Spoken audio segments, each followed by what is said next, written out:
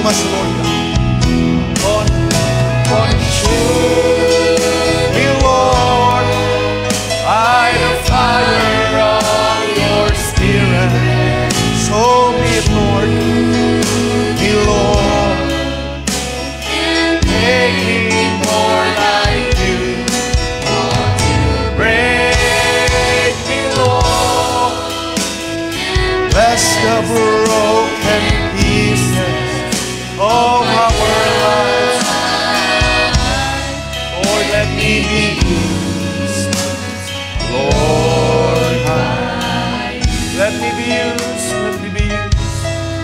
Let me be used. Lord, Praise the Lord. Ating palapakan ating Panginoon. Purihin ang ating Panginoon. Purihin ang ating Diyos. Yan ang ating desire, mga kabataan. Na ang Diyos ang siya mag-consume ng ating mga buhay.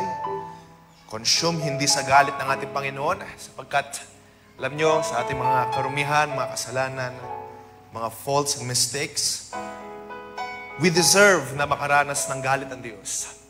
Pero ang narinig natin sa gospel ng ating Panginoong Kristo Jesus ay ito. Tayo ay kinonsume niya ng banal niyang Espiritu. Nilinis, hinugasan, at ang sabi sa banal na kasulatan, gaano man kapula ang iyong kasalanan, gaano man to ka-scarlet, ito ay ginawa niyang kasimputi ng niebe. At ngayon sa mga sandaling ito, ang pagko-consume na ginagawa ng ating Panginoon sa ating mga puso ay hindi consume ng kanyang pagkagalit. Ang consummation ng kanyang Santong Espiritu upang tayo, katulad ng mga pangaral sa nakalipas na mga araw, ay mapuno ng Santong Espiritu. At matatakan, maselyuhan. Tunay nga, kapag ikaw'y naselyuhan na, ikaw ay pagmamayari na ng ating Panginoong Kristo Jesus. At wala lang sino man nagmamayari sa iyo. Sabi ni Pablo sa kanyang mga salita, for me, to live is Christ.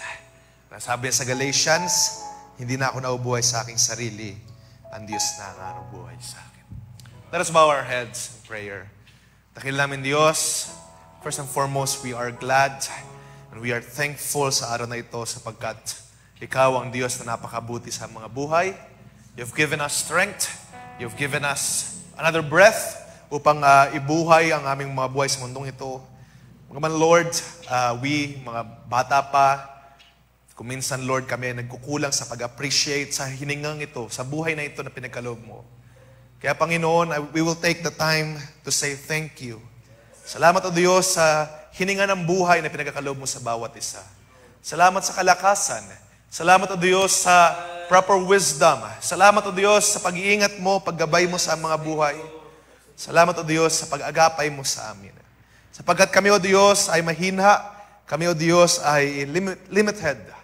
Pero katulad nga ng sabi sa iyong mga salita, ikaw ang Diyos na sa iyo ay walang imposible. Kaya sa mga sandaling ito, ang mga puso ay nagagalak na pasalamatan ka, papurihan ka. Wala kami ibang nais, wala kami ibang desire, kundi, Lord, ikaw mag-consume. By the fire of your Spirit, i-consume mo ang aming mga buhay, ang mga puso ngayon. Father God, sa mga sandaling ito, all we ask is once again, your Holy Spirit, ang siyang gumawa, kumilos sa aming kalagitnaan.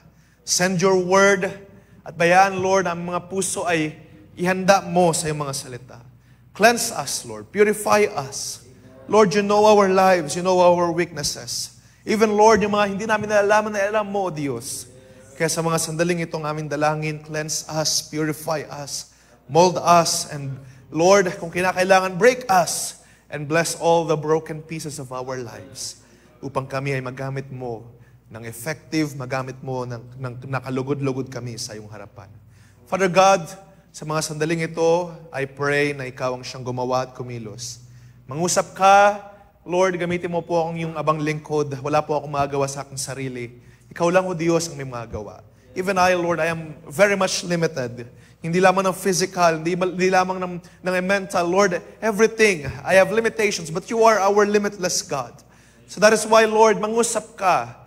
Break all limitations sa mga buhay. At ikaw ang siyang kumilos, mangusap, gumawa sa bawat isa. At Lord, ano mga bagay na inahadlan ng kaaway, ano mga pag-ahadlang, mga limitations sa mga physical, kung kami nakakaramdam na hindi mainam tonight, Lord, mga limitations sa mental, sa emotional, at lalong higit sa spiritual na mga bagay. Father God, help us. At bayaan, Lord, sa mga sandaling ito, ma-break ang anumang mga paghahadlang sapagkat ang sabi mo sa iyong mga salita, you are our peace, who have broken down every division na tinatayo ng kaaway. Pero purihin ka, O Diyos, hindi makakapanaig anumang mga gawa ng kaaway sa iyong iglesia, sa iyong presensya, O Diyos. Sapagkat ang sabi rin sa iyong mga salita, 2 o 3, at Lord, we are more than 3. We are more than 10, Lord. Father God, nandito kami nagkakatipon sa iyong mga salita. Naniniwala kami na naroon ka, kikilos at gagawa. Ang aking dalangin, Lord, huwag mo na walagpasan ng sino man. Because, Lord, ikaw ang siyang gumawa. Sa mga pagtatalakay ng iyong salita, ikaw ang gumawa, kumilos. At bayaan, Lord, kami maging handa to receive what you have prepared for us sa gabing ito.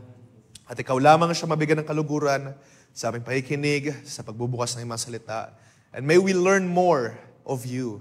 May we know more of you, Lord, sa bawat pagbubukas ng iyong mga talata sa gabing ito. Pagpalay mong bawat isa, Lord, mga nasa online, mga nandito, Lord, hanggang sa mula sa pagpasimula hanggang sa pagtatapos, ikaw ang siyang kumilos. And all of these things be brought back to you, Lord. You deserve all the glory and honor and praises. In the name of our Lord Jesus Christ, we pray. Amen and amen. Purihin natin, Panginoon. Maaari ba natin palakpakan natin, Panginoon? At malaya na tayo makaupo.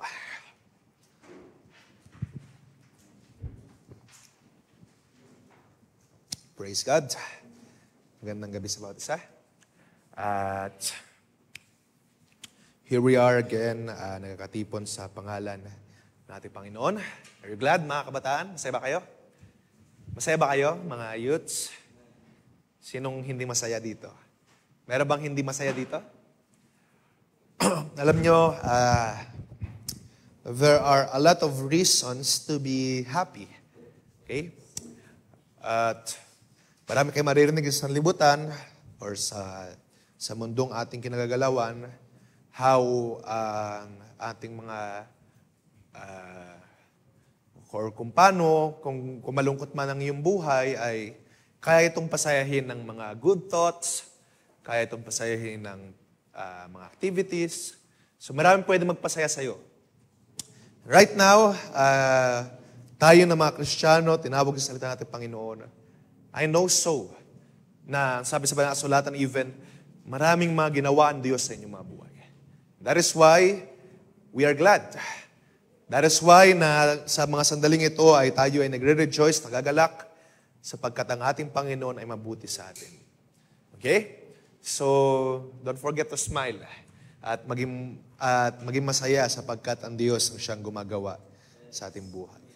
Kahit na ngayon ay nararamdaman mo ay hindi mainam, hindi maganda, pero naniniwala ako na hindi tayo pinabayaan natin, Panginoon.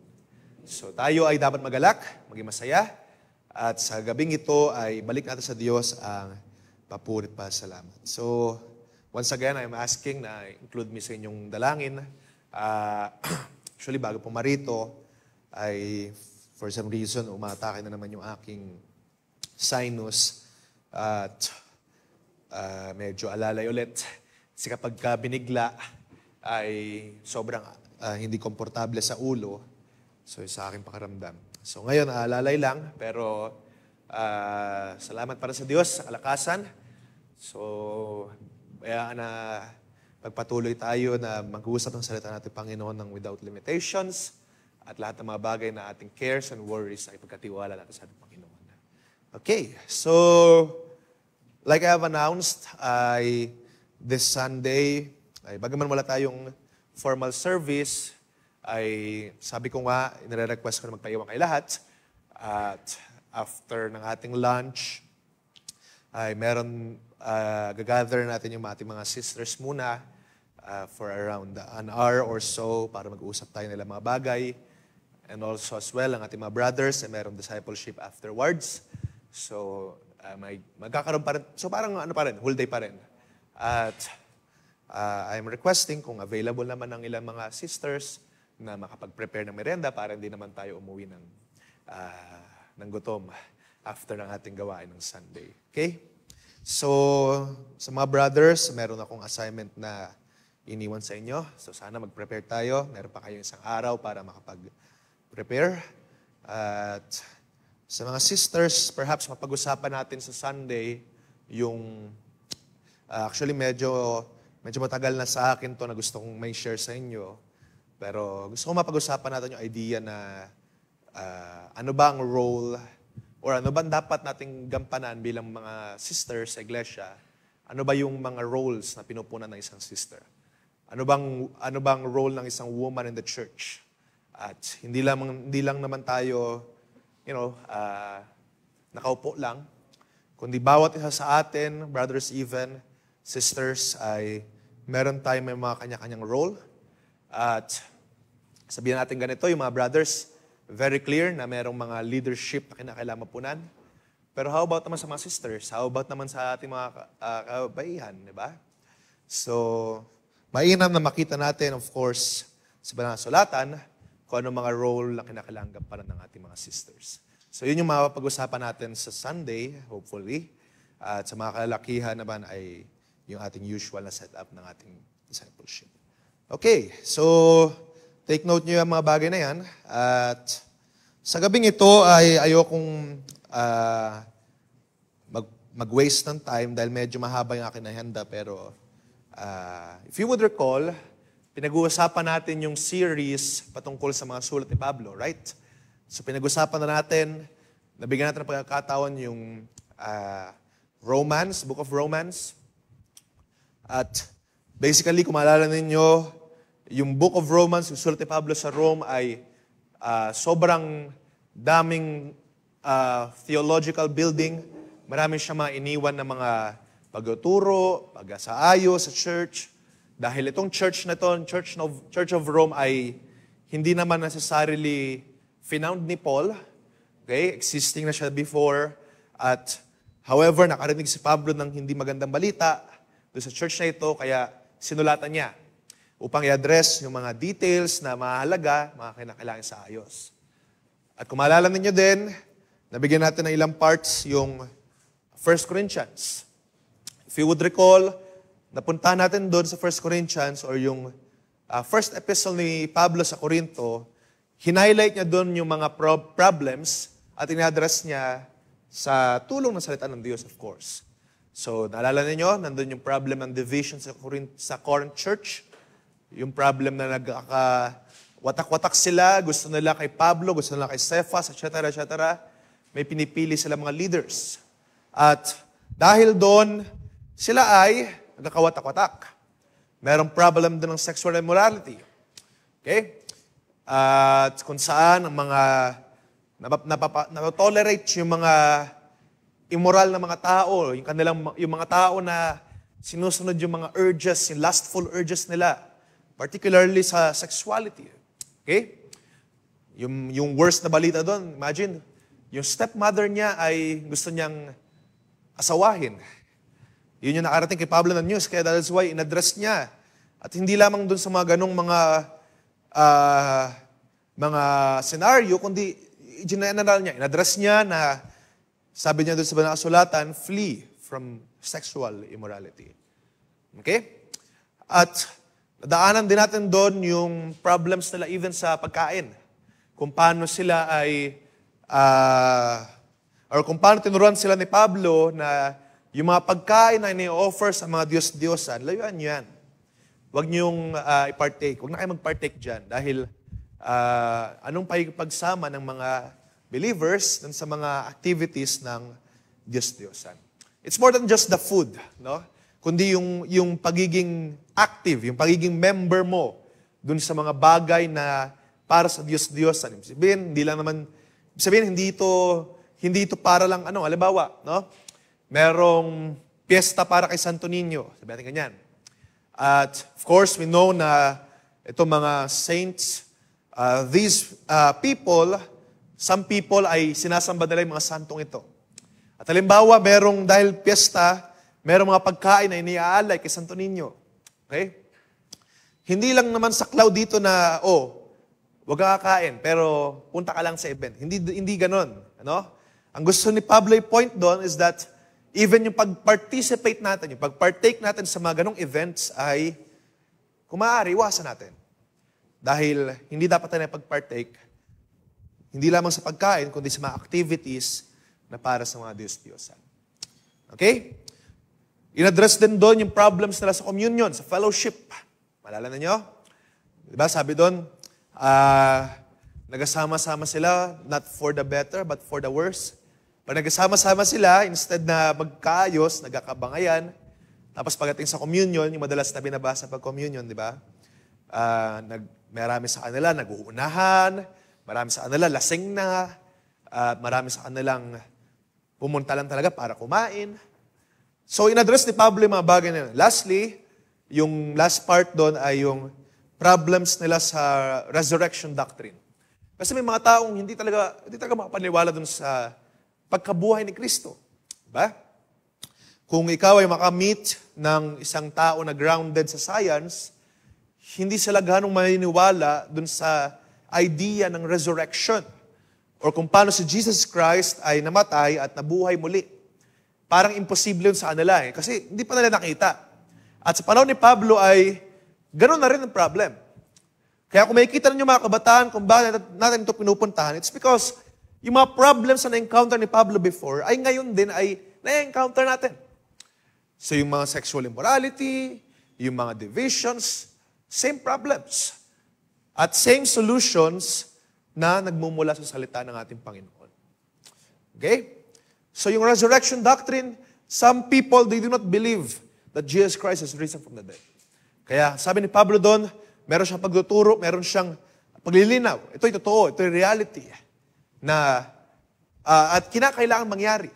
Na si Kristo Jesus, nung siya'y namatay, kinakailangan siya mabuhay para tayong lahat ay maligtas. Okay, so hindi natin babalikan masyado yan dahil gusto kong punta natin ngayon sa gabing ito yung ikalawang sulat niya sa Korinto. Okay? So, sa Bible ninyo, kung magbubukas kayo ng inyong mga Bible, mapansin nyo na merong dalawang sulat na canon, or canon, ibig sabihin yung nakalimbag sa ating mga Bible ngayon.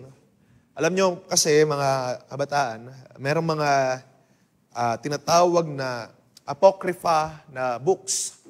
Ibig sabihin nun, yun ay mga hindi usual na mga books of the Bible. So may mga books na hindi talaga nilalagay dun sa Bible. Kung makaka-encounter kayo ng mga Catholics, mostly, meron sila ng mga apocrypha Bible, so meron sila mga books na hindi natin nabasa ngayon dito, tulad ng Maccabees, 1 and 2 Maccabees. So yung mga bagay na yun, actually, it's more of mga historical events. So merong Book of Tobit, merong Book of Judith, merong Book of, actually marami pa. So maganda rin mabasa ngayon. Dahil may mga events din doon na kakapulutan na aral. Okay? At marahil sa mga brothers ay ipabasa ko rin yung ilan doon. Pero, of course, importante yung mga canon, yung mga dito sa ating banal na kasulatan na ating mabasa, ma-ingest, ma-digest, at ating maunawaan, maintindihan. Now, itong 2 Corinthians, ito ay ikalawang sulat ni Pablo sa Corinto. Actually, hindi lang naman dalawa yung sulat ni Pablo sa Corinto. Okay? Kung baka isipin ninyo, 2 beses lang siya sumulat sa Corinto, tapos na. Mamaya, mapuntahan natin, maraming mga pagkakataon na si Pablo ay sumulat pa sa Corinto. Pero, for some reason, marahil nasunog, nawala, tinapon, hindi na-save, kaya hindi natin nabasa. Okay? Mamaya mapupuntahan natin kung saan ito, or kung ano itong mga letters na ito. Pero to give you a context, mga kabataan, so mahiging parang Bible study tayo ngayon. By the way, pag-uusapan natin ngayon ay 2 Corinthians. So yung mahiging Bible study tayo na set up, at pag-uusapan natin ngayon yung second epistle of Paul to the Corinthians. Okay? So, pag-uusapan natin yan. At bibigyan natin ng punto, katulad ng mga last time na pinag-usapan natin, bibigyan natin ngayon ng punto, bakit ni Pablo sinulat itong librong ito, at anong relevance para sa atin, bakit natin ito binabasa? Okay? Bakit mahalaga pa rin na intindihin, unawain yung mga nakasulat sa librong ito? Okay, so yun yung ating pupuntahan ngayon sa gabing ito. Now, to give you a context, alam na natin na merong unang sulat ni Pablo sa Corinth, di ba? So yung church na ito, bibigyan ko lang kayo ng mga dates. Ano? Yung church na ito ay nabuo nung 50 AD. Si Pablo ang bumuo nito nung kanyang nag-journey. So umikot-ikot siya around Middle East, around Turkey, Greece. So umikot-ikot siya doon at around 50 AD, finound niya itong church ng Corinth. Tinatawag natin ngayon na Corinthians. So, mabasa nyo yan sa Acts chapter 18. Doon nagpasimula yung church na ito. Nagpasimula lang sa isang lugar at lumaki. At ito yung katagalan, tinawag na church na Corinth. Katulad na sa atin, di ba? Nagpasimula yung church dito sa GMA, nagpasimula maliit, lumipat ang bulihan, maliit pa siya, lumaki ng lumaki. So, same thing ganun sa panahon ni Pablo, nung finound niya itong church na ito. At dumating yung panahon, dahil siya ay, hindi naman siya yung resident na tumitira or nagpapastor doon sa church. Ang role ni Pablo is more of an apostle. Siya ay nagpa-found ng church at kinakailangan niya umalis para ipakalat pa yung ebanghelyo. Okay? So, kinakailangan ni Pablo umalis sa Corinth. Iniwan niya doon yung ilang mga trusted elders niya para mga siwa sa church na ito. At around 55 AD, or around 53 to 55 AD, nabalitaan niya na may mga masamang nangyari sa church ng Corinth. Yun yung 1 Corinthians. Yun yung mga nabalitaan niya. Merong divisions, merong immorality, merong problema sa pagkain, may problema sa fellowship. Nabalitaan niya yun, kaya sumulat siya ng letter. Yun yung 1 Corinthians natin nababasa ngayon. Okay? So, of course, pinadala niya yung letter na yun. Pero alam niyo ba, mga kabataan, nung tinanggap ng church ng Corinth yung letter ni Pablo, ay hindi lahat approve. Hindi lahat tinanggap yung letter ng humbly or ng mahinahon. Marami doon, actually, sa church ng Corinth, ay lalo pa nagrebelde, nagalit kay Pablo. Dahil, para bang, ano siya, bossing? Ano siya, hindi nila tinreat ng maayos yung mga sulat ni Pablo. Okay? At, sa madaling salita, dahil nakatanggap sila ng gantong letter, sila ay lalo nagrebelde. At sinasabi nila, nung church ng Corinth, teka. Sabi ng church, no? Pag-dramatize lang. Teka, nung inassess nila, tinignan nila, instead na tignan nila yung pag-uutos or rather yung pagko-correct ng Diyos, ang tinignan nila yung tao. Tinignan nila si Pablo. Teka, ikaw Pablo hindi ka naman marunong. Ikaw Pablo, hindi ka naman matalino. May mas mararaming matatalino dito sa Corinth. Kasi nung panahon na yan, nag-a-arise na yung mga gift. At yun yung problem nga sa 1 Corinthians, di ba? May mga divisions na. Teka, Pablo, hindi ka naman may control dito Teka, mas maraming matatalino dito. Teka, Pablo, yung buhay mo parang palaboy-laboy ka. Pakalat-kalat ka sa iba't ibang mga lugar. Wala siyang permanenteng tahanan si Pablo, ano? Hindi siya yung parang katulad sa atin ngayon, pupunta ng summer, tapos uuwi pa rin ng bahay. Si Pablo talagang all around. So wala siyang bahay na inuuwian talaga. At usually kung mabasa niyo sa Book of Acts, siya nakikituloy, o kaya isang account doon nagsasabi, nung pumunta siya sa Corinth, kinakailangan niya mag-apply ng trabaho. At mabasa niyo doon na nag-apply siya under kay Aquila, para maging tent maker. Of course, dahil si Pablo ay nahihiya na, maging, to borrow a term, maging palamunin. Parang aasa lang kala Aquila, kala Priscilla, na nandun siya, nag-stay na matagal, tapos kain lang ng kain ang ginagawa. So si Pablo, nagtatrabaho siya. Kada saan siya pumunta na lugar, nag-a-apply siya ng trabaho para meron siyang pangkain. So, tinignan niyo ng mga Corinth, teka, Pablo, yung buhay mo parang palaboy Wala kang maayos na trabaho, wala kang maayos na bahay, hindi ka mayaman, mas mayayaman yung mga nandito. No? At actually, si Pablo, meron siyang trait na ayaw niyang tumanggap ng tulong. Okay?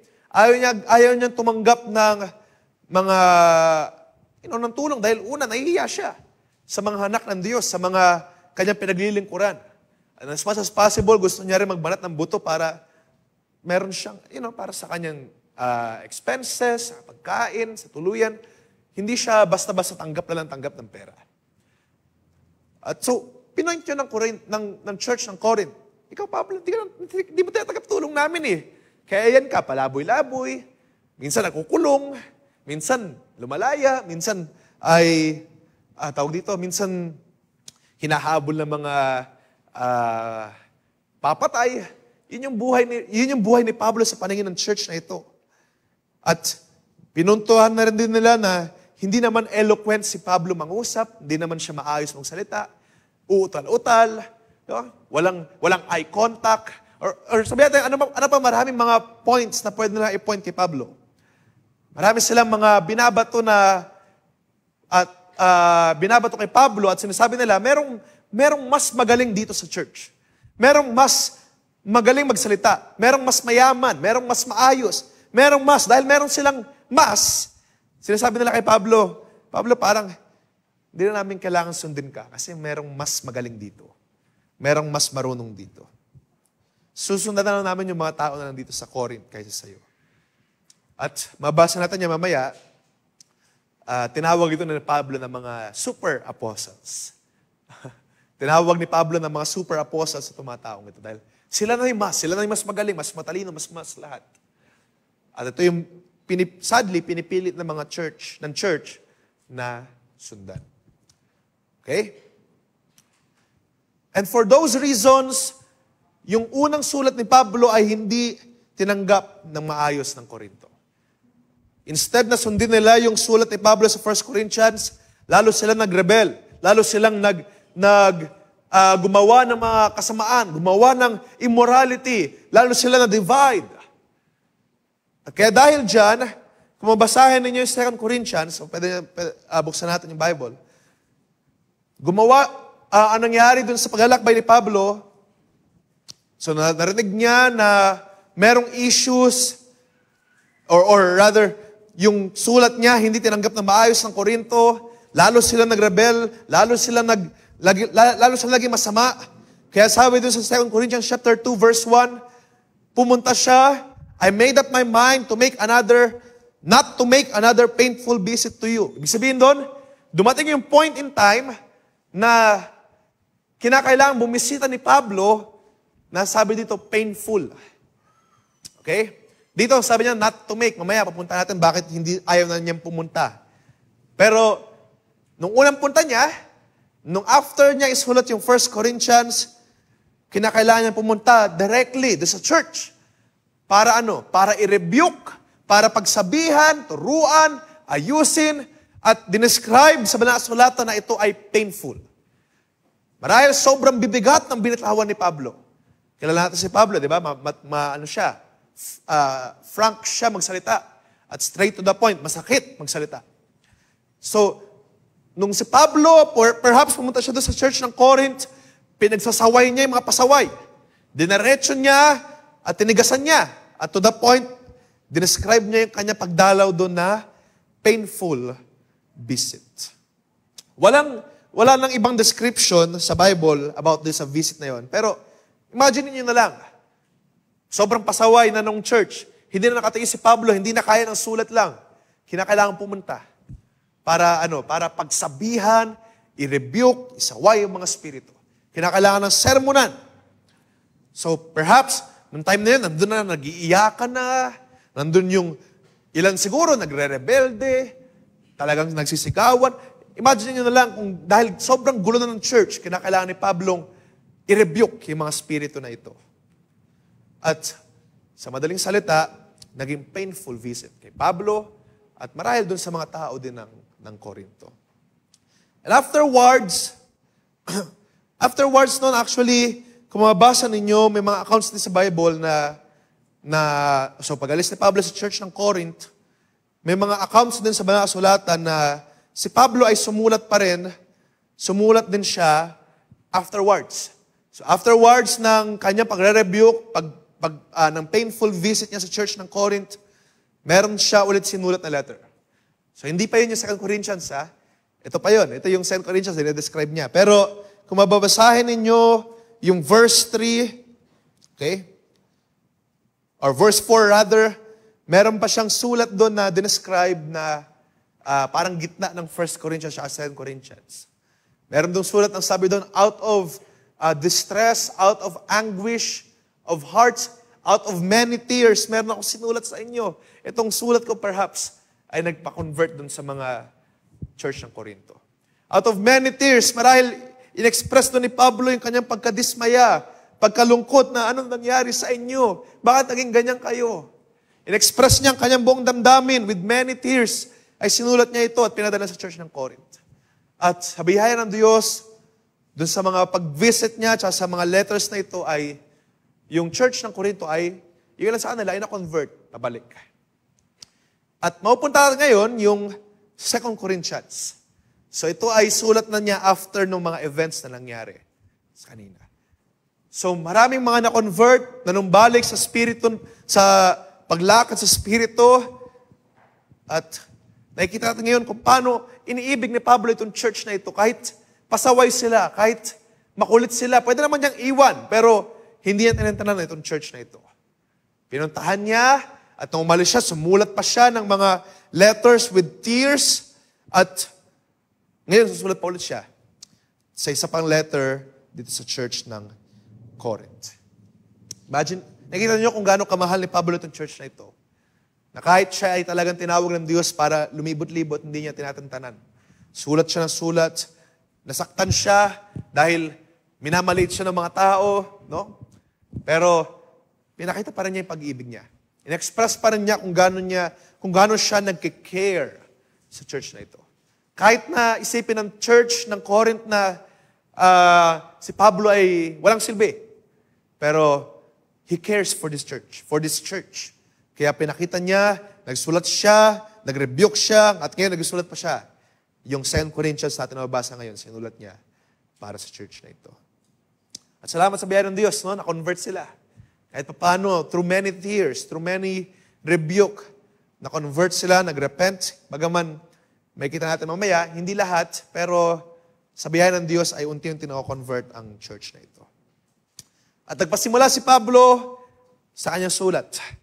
Okay, so doon na tayo. Papunta na tayo doon sa ating pag-uusapan. Yun yung background.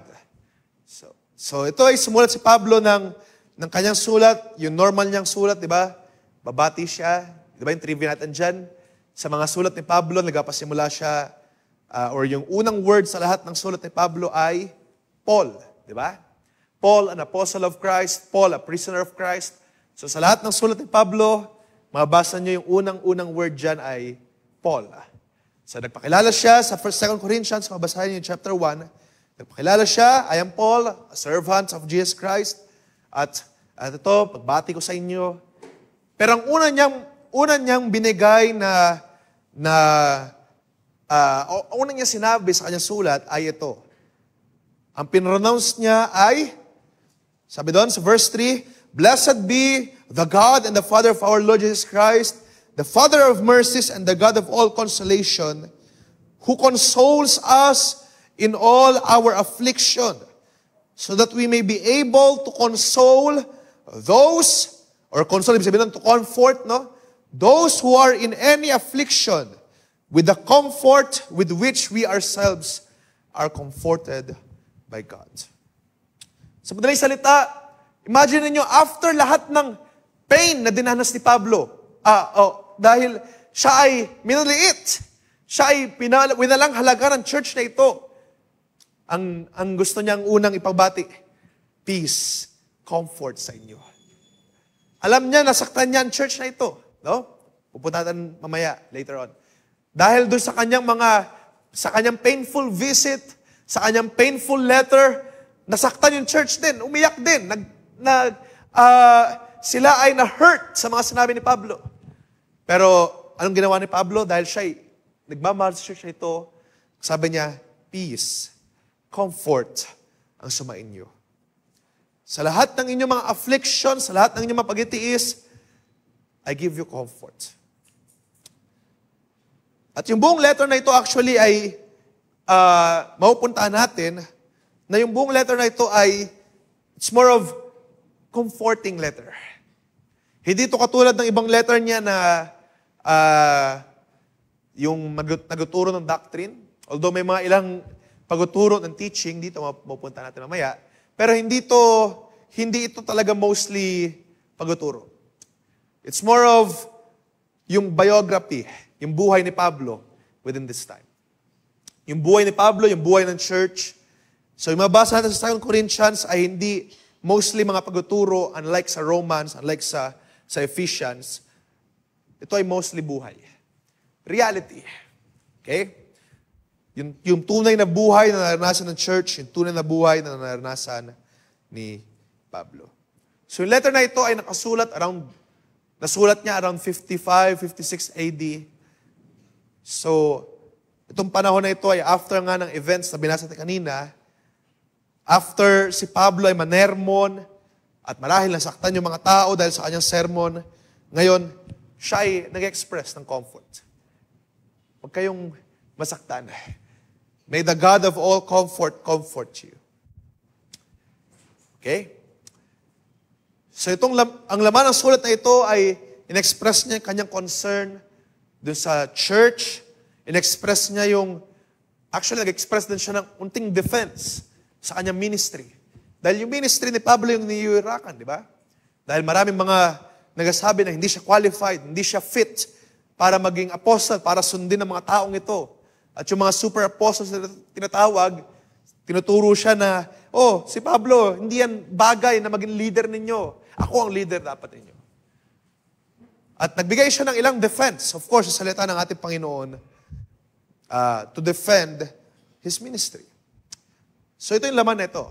Yung book na ito ay filled with emotions, filled with feelings ng isang minister or ng isang apostle sa kanyang mga banal. Okay?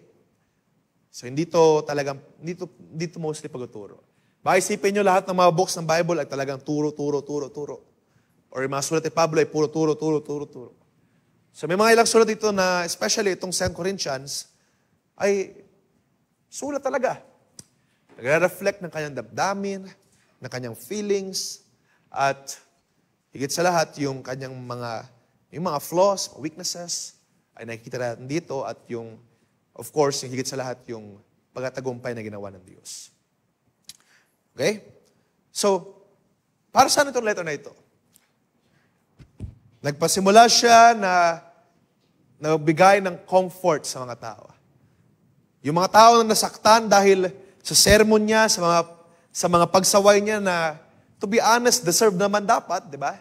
Deserving ang mga taong ito na masermonan, pero siya ay maawain. Na nagke-care siya sa mga taong ito, that is why, peace be with you, comfort be with you.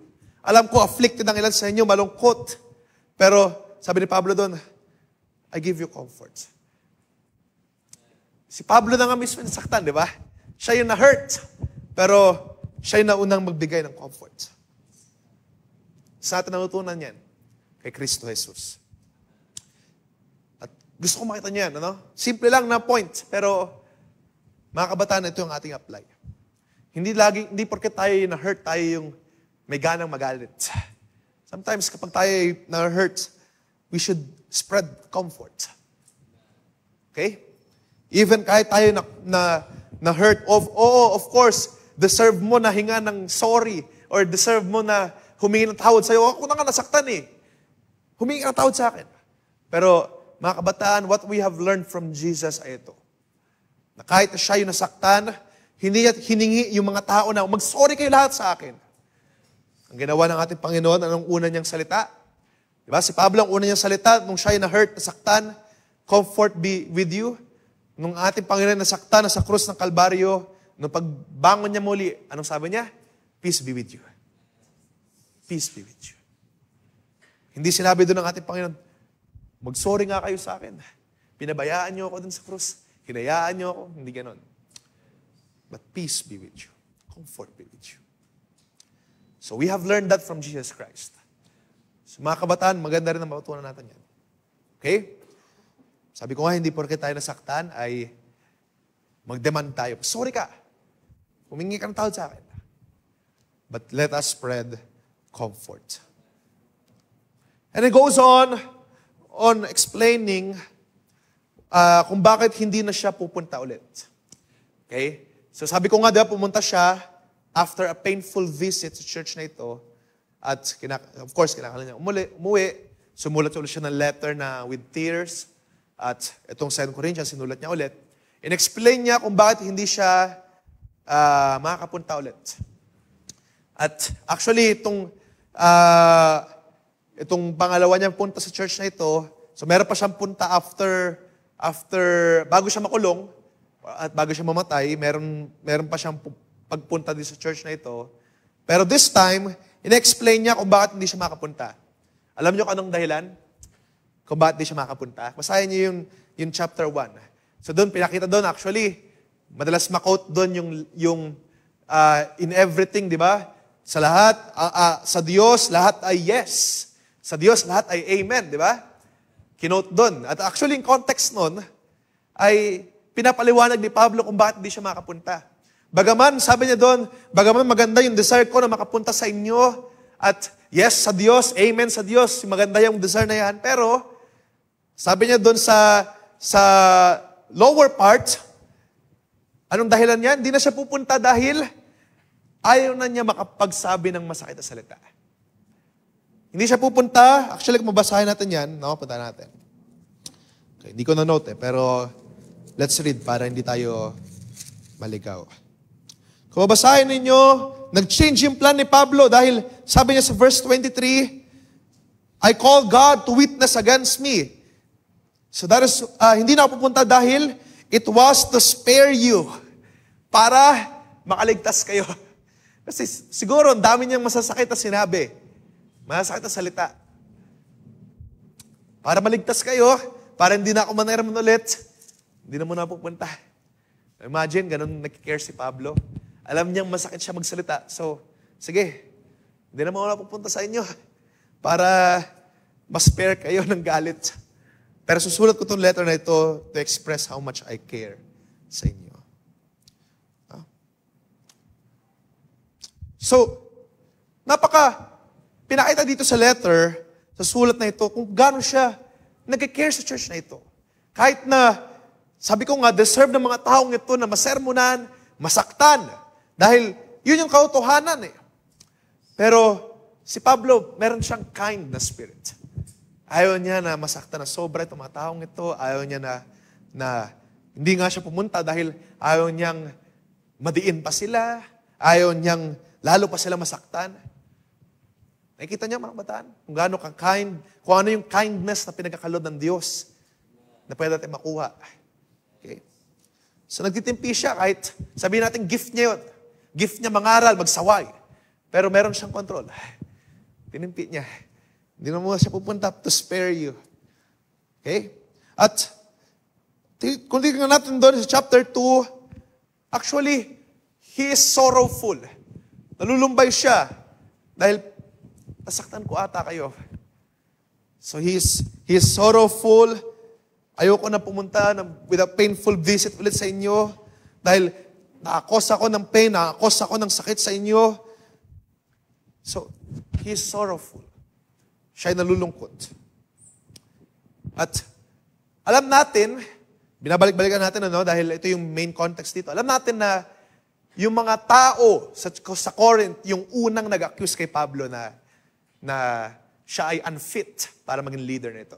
Diba? Sinasabi ng mga tao na, may mas marunong dito, ikaw hindi ka marunong. May mas magaling dito, ikaw hindi ka magaling. May merong mas mayaman, mas maayos, mas magaling na apostol. Ikaw hindi ganun. At si Pablo ay, of course, nasaktan. Pero instead na sabihin ni Pablo sa mga taong ito na, kagalitan niyo sila, yung mga nagkakos niyan. Alam niyo ba, sinabi ni Pablo dito, sabi sa verse 5, kung sino man ang nag-cause ng pain Sa akin. Sabi niya, hindi ito ginagawa sa akin, kundi actually sa inyo, sa buong church. At kapag meron nag-cause sa akin ng pain, babasahin natin ito mamaya, no? Pero ang sabi niya dito, kung meron man nag-cause sa akin ng pain, patawarin niyo sila. Instead na kagalitan ninyo, kamuhian ninyo, o yung mga nagpapakalat na hindi ako maayos na leader, kamuhian niyo sila. Instead na ganun ang sinabi ni Pablo, sabi niya, forgive them. Forgive them. He goes on by saying, forgive. Hindi niya sinabi na, forgive me. Okay? Pansinin niyo maigi. Forgive me. Hindi niya sinabing ganun. But, ang kanyang puso, ay para dun sa mga banal ng Diyos. Kung hindi niyo mapatawad, okay lang. Pero itong mga nakagawa ng pain sa akin, patawarin niyo sila. Nakita niyo yung pag-ibig, yung kindness, yung genuine kindness ng taong ito. Okay? So we do not praise Paul, no? Pero itong mga attitudes na ito ay nagmumula sa ating Panginoong Kristo Jesus. At gusto kong pasahin natin ito, no? I would want us to focus here bago tayo mag-proceed. 2 Corinthians chapter 2. Basahin natin yung verse 5. But if anyone has caused pain, he has caused it not to me, but to some extent, not to exaggerate it, to all of you. Okay? So, ESV ko babasahin para makasabay tayo lahat. For such, verse 6, this punishment by the majority is enough. So you should rather turn to forgive and comfort him, or he may be overwhelmed by excessive sorrow. So I beg you to reaffirm your love for him. Tingnan niyo na maigi, mga kabataan. Gusto ko mag-focus tayo dito. Sabi ni Pablo, if someone hurts me, or kung may mga nakasalita na masakit sa akin, ay actually hindi niya ito ginawa sa akin, kundi, sabi niya doon, not to exaggerate sa ating lahat, sa buong church. Pero, sabi doon, sa verse 6, hindi natin na maigi, no? This punishment by the majority is enough. So, kung makaranas siya ng consequences, at nararapat talaga siya makaranas ng consequences, oo, sasapat yun. Tama yun na makaranas siya ng consequence. Tama yun na pahirapan siya. Kasi nagsalita siya ng hindi maganda, di ba? Nagsalita siya ng masama. Tama yun, oo, makaranas siya ng punishment by the majority. Pero, instead na gano'n ang gawin natin, sabi sa verse 7, now, instead, you should forgive and comfort him. You should forgive, sabi dun sa ESV, you should forgive and comfort him. Instead na, kapag meron nakagawa ng masama, no? Halimbawa, may nakagawa ng pagkakamali.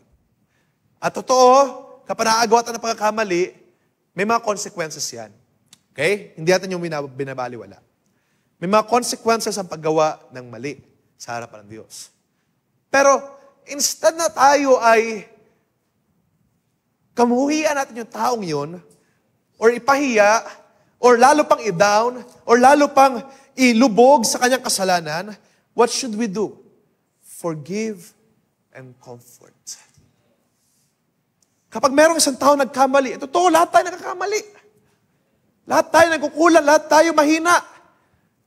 At kapag ikaw ay nakakita ng isang tao nagkamali, laban sa'yo, masarap gumanti. Diba?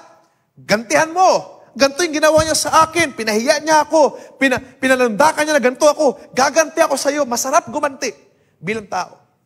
Pero instead of that, alam natin una, dadanas siya ng consequences sa harapan ng Diyos. Pero instead of that, instead of antayin natin, gantihan mo siya, Lord.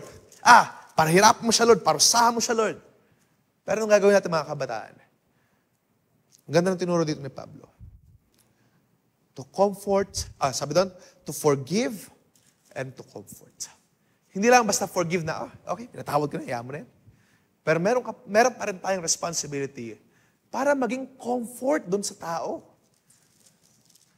Dahil sabi doon, kapag pinabayaan natin siya, baka siya, sabi dito, ay mapunta sa, magandang ginamit sa NRSV, no? Baka mapunta siya doon sa excessive sorrow. Mapunta siya dun sa sobrang kalungkutan. Imagine mo, nagkasala na nga, at repentant na nga siya. Inamin naman niya na nagkulang siya, nagkamali siya. And yet, ino-ostracize natin, pinapahiya natin. Yung taong yun, even sa panahon ni Pablo, pinakita dito na dadanas din ng anxiety yun, ng worry yun, ng matinding kalungkutan. Nasabi dito, excessive, sobra-sobra na. So what should we do, mga kabataan?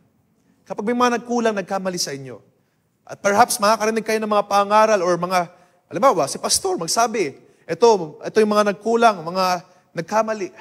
Pero instead na tayo ay mamahiya, instead na tayo ay i-treat natin sila na para bang peste.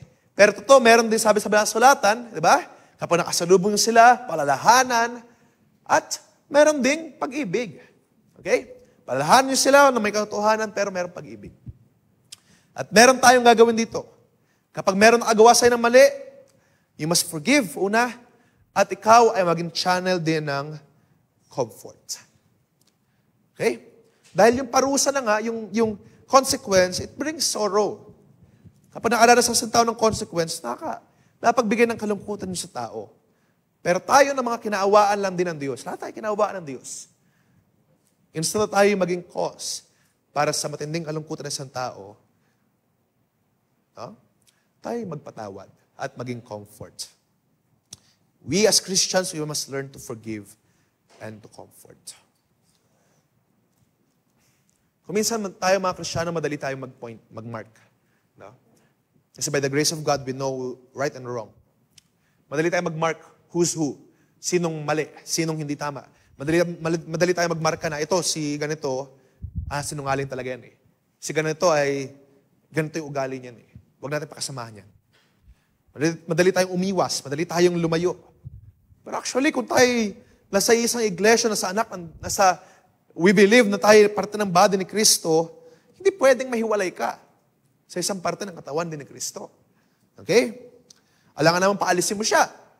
Hindi naman tayo tinuruan ng ating Panginoong Kristo Jesus na gano'n na, ako, parte ng katawan, pero galit ako sa'yo, hindi ka parte. Hindi gano'n. But rather, instead, kinakailangan natin mga Kristiyano, mag-abound tayo in forgiveness. Madali tayo magmarka, magmahiya, madali tayong mag-focus na itong taong ito nagkulang, nagkamali. Yada. But this world, the bride of Jesus Christ needs more forgiveness. Kailangan natin yan. Kailangan nyo yan. Kailangan natin lahat. Madali tayong, matagal tayo makalimot ng mga pagkakamali. Pero this world needs forgiveness. Forgiveness katulad ni Kristo na kapag pinatawad, ilalagay sa dagat ng pagkalimot. Okay? At yun nawa yung ating apply, mga kabataan. Apply natin yun. Huwag tayong madaling magmarka ng tao.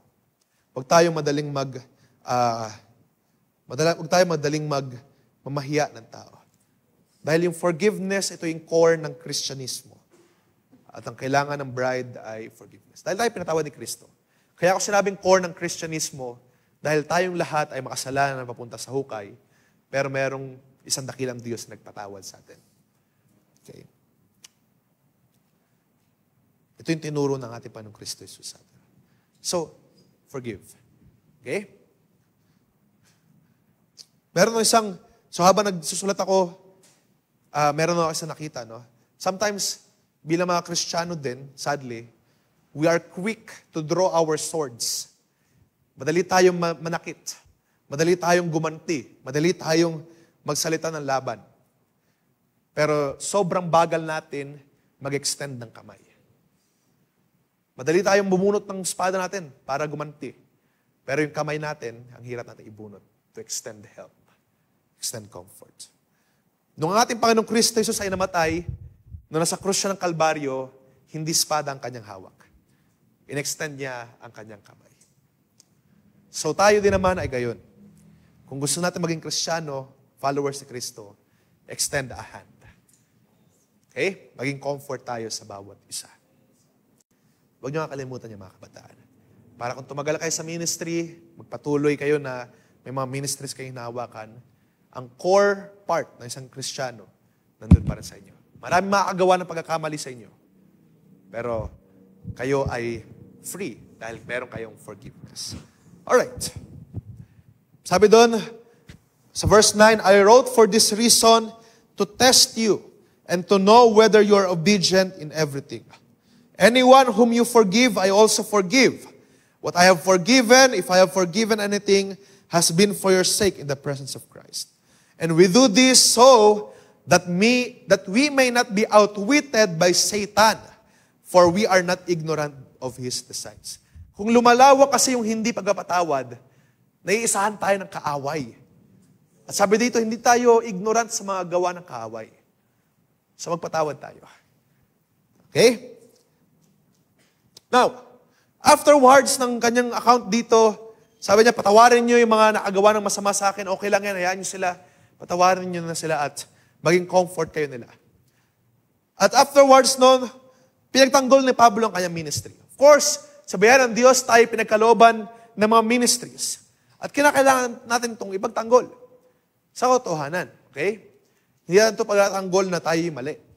Kapag tayo na si tama na sa katotohanan, pagtatanggol natin. Sa bayan ng Diyos, tayo ay naglilingkod ng tapat, na totoo. Meron tayong pagtatanggol. Dahil nakasalalay dito yung pangalan ng ating Panginoong Kristo Jesus. Hindi pangalan natin. Kapag may ministry kayo, halimbawa drums, piano, or music ministry, pagtugtog, pag-preach, hindi nakasalalay yung pangalan mo dyan. Kundi ang pangalan, lalong higit ng ating Panginoong Kristo Jesus. Kaya kung mag-fail ka, kung pautal-utal ka man, kung ikaw ay hindi maayos sa pananalita mo, huwag mo masyadong isipin yun dahil hindi nakasalala yung pangalan mo. Baka isipin nila, hindi ako magaling magsalita. Huwag ganon. Kundi, bigyan natin ng importansya ang ating Panginoong Kristo Jesus. At ang sabi sa Banal na Sulatan, dahil ang pangalan natin Panginoong Kristo Jesus na nakasalalay, tutulungan ka niya. Okay? Kapag pangalan natin Panginoong Kristo Jesus na nakasalalay, lalo na sa pangaral, gagawa ang Diyos para yung mga limitations mo ay mapunahan ng ating Panginoong Kristo Jesus. So si Pablo, dinepensahan niya ang kanyang ministry. Marami nagsasabi na he is unfit. He is not worthy para magsalita para sa Corinth. No? At si Pablo, sinabi niya, hindi kami katulad ng mga super apostles na ito na nangangalakal ng salita ng Diyos. Dahil ang ginagawa ng mga super apostles na ito, sila mas matalino kuno, sila mas magaling, mas maalam, pero after ng gawain, naniningil sila. Naniningil, nag-ask ng pera para yumaman. At sabi ni Pablo, kung babasahin niyo yung latter part ng chapter 2, hindi kami ganun. We do this for free. Yung mga ministry na ito, ginagawa natin ito ng libre.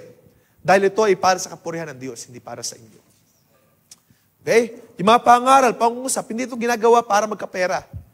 Hindi ko ito ginagawa para bigyan nyo ko ng pera. Ginagawa natin ito para ang ating Panginoong Kristo Jesus ay malugod sa atin. Alright. Kung babasahin niyo yung chapter 3, ang mga tao dun sa church ng Corinth, naghahanap sila ng letter of recommendation. Naghahanap sila na magpapatunay na si Pablo ay approve. Di ba? Sa mga patalastas, lalo sa toothbrush, halimbawa. 9 out of 10 dentists approve itong Colgate or itong Close-Up or itong etc. Naghahanap ang mga tao ng approval stamp na itong taong ito is certified, magaling to. Certified, marunong ito. At sa panahon ng Corinth, ganun din. Naghahanap sila na ito ay si Pablo ay marunong. Kailangan, nasan yung approval mo? Nasan yung credentials mo, Paul? Nasan yung resibo, yung mga patunay na ikaw ay dapat namin sundin. Alam niyo sinabi ni Pablo? Sabi ni Pablo, naghahanap pa kayo ng letter of recommendation? Naghahanap pa kayo ng patunay na ako'y ginagamit ang Diyos? Sabi niya, kayo yung patunay. Nandyan kayo ngayon, naglilingkod sa Diyos. At hindi sa pagmamalaki, no? Kundi, dahil kayo nandyan, yun yung ebidensya na sabihan ng Diyos, ako'y ginamit para kayo makatawag ang makakilala sa ating Panginoong Kristo Jesus. Imagine that. Naghahanap pa yung mga taong ito ng mga patunay, ng ebidensya. Pero sabi ni Pablo, the mere fact na kayo nandyan means, sabihan ng Diyos, I am called a minister. Kayo yung aking letters of recommendation. Not that, sabi pa niya doon, hindi dahil ako ay confident or dahil ako ay competent, marunong ako, kundi, ang sabi sa verse 4, verse 5 ng chapter 3, kundi ito ay sa pamamagitan ng ating Panginoon. Ito ay galing sa Diyos. Yung confidence ay galing sa Diyos. Yung competence, yung pagkaalam, yung pagiging effective na minister ko sa inyo, it is from God. And the Spirit, sabi doon, and the Spirit, kapag meron sa atin, it gives life. Ito yung ginagamit natin para tayo ay magamit effectively ng Diyos sa mga ministries. Hindi sa ganang aking sariling credentials. So, binigay ni Pablo, dito mapupunta lahat, alas 8 na pala, pero binigay ni Pablo yung idea. Sa panahon ni Moses ay ganito. Sa panahon ni Moses, naalala ninyo, di ba? Pinunta natin to last time, I think sa anniversary ng San Pedro. Si Moses, kinakailangan niya pumunta sa Diyos at yung kaluwalhatian ng Diyos ay nakikita kay Moses. Ba? Nagliliwanag yung kanyang muka kapag kagaling siya doon sa Diyos. At yung mga tao, yung bayang Israel ay nabe-bless na kapag nakikita si Moses doon na punong-puno ng kaluwalhatian. Diba? Yung mukha niya nagliliwanag. Wow, Moses, nabe-bless kami sa iyo. So yung mga tao sumusunod kay Moses dahil nakikita yung kaluwalhatian sa kanyang mukha. Pero ngayon, sa panahon natin ngayon, hindi na ganon. Meron tayong Panginoong Kristo Jesus na siya mismo yung Diyos. At kapag sabi doon sa Banal na Sulatan sa chapter 3, sabi doon, kapag tayo ay tumingin kay Kristo Jesus, siya mismo yung makakapagbago sa atin. We will be transformed into the same image from glory to glory. If we behold Christ, binigyan ni Pablo yung pagkukumpara, yung mga tao sa bayang Israel, tumitingin lang sila kay Moses. Kaya hanggang ngayon, sabi doon, hanggang ngayon, bulag pa rin sila. Hindi nila alam yung tunay na kaluwalhatian ng Diyos dahil nakaasa sila kay Moses, sa tao, o sa sino man. Pero tayo ngayon, we look directly sa ating Panginoong Kristo Jesus. And as we turn our eyes on Him, ang sabi doon, we are being transformed, 2 Corinthians 3:18, we are being transformed into the same image from glory to glory. Okay? So yun yung dahilan kung bakit hindi na dapat tayo nagre-rely too much sa tao or sa sino man. Dahil we have direct access sa ating Panginoong Kristo Jesus. At dahil sa biyaya ng ating Panginoong Kristo Jesus, yung mga tao ay mere instruments lang yan. No? Yung mga mangaral sa inyo ay instrumento lang natin Panginoong Kristo Jesus. So we should not focus our eyes on them, but instead focus our eyes sa Diyos. Okay? So, kahit na sila ay nahihirapan, kahit na sila ay punong-puno ng afflictions, kahit na si Pablo ay punong-puno ng mga afflictions, tiisin, kahit na siya ay palaboy-laboy, kahit na siya ay naghihirap, kahit na siya ay, sabihin natin, hindi mayaman, hindi matalino, hindi magaling mangusap, kahit na siya ay pinahirapan ng mga kaaway niya, sabi niya doon sa 2 Corinthians chapter 4, we have these treasures in the jar of clay, so that, sabi doon, it may be made clear that this extraordinary power belongs to God and does not come from us. Kahit na siya ay lait-laitin, totoo naman. Pero ang sabi doon, itong ating buhay, we have this treasure in the jars of clay. Para ang kaluwalhatian ay hindi mauwi sa akin, kundi mauwi kay Kristo Jesus. So kung may limitations man ako, may limitations sa mga ministers, tayo lahat, then it's alright. Para hindi mapunta sa atin yung kaluwalhatian, kundi sa ating Panginoong Kristo Jesus. Sabi pa niya sa verse 8, we are afflicted in any way, we are persecuted, we are crushed, we are persecuted but not destroyed, struck down but not forsaken. So, describe niya, sobrang hirap ng kanyang buhay. Pero it's alright. Para may pakita sa mundo na ang kapangyarihang ito ay hindi sa ganang kanya, kundi ito'y nagmumula sa ating Panginoong Kristo Jesus. Okay? Hindi sila susuko. Si Pablo sabi niya, we will not give up. Though our outward body is wasted, our inner man is being renewed day by day. Kahit na kayo ay mayroong mga limitations, kahit na kayo ay mayroong mga faults, kahit na kayo ay mayroong mga kahinaan, it's all right. Sabi doon, kung magtitiis man kayo, kung mayroong kayong dadanasin na pagtitiis, sabi sa chapter 4, di ba? Pamilya tayo dito sa verse na ito, our light, momentary affliction. It's but for a moment. Saglit lang yan. At hindi ito may kukumpara sa kaluwalhatian na nag-aantay sa atin doon sa hinaharap. Okay? So kung magtitiis man kayo, kung mayroong mga pagdurusa, then it's okay. It's alright.